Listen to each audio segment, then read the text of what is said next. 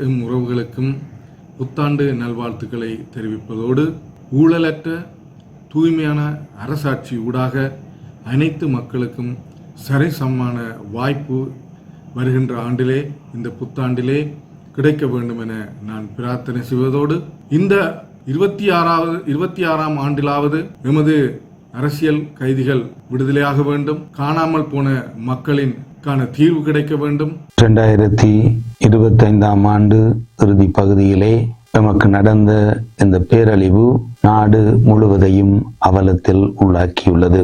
எல்லோரும் ஒன்றாக சேர்ந்து இந்த அவலத்தை நீக்குவதற்கு நாங்கள் பாடுபடுகின்றோம். இந்த பேரழிவு எங்களை நிச்சயமாக முடக்கிவிட முடியாது என்பதற்கு ஒரு எடுத்துக்காட்டாக இருக்கின்றது. இதன் புதிய வாழ்வை பெற்றுக்கொள்ளவே ஆண்டவர் இன்னும் ஒரு புதிய ஆண்டை எங்களுக்கு தந்திருக்கின்றார். 2026ஆம் ஆண்டு ஒரு புதிய ஆண்டாக எங்களுக்கு பிறந்திருக்கின்றது.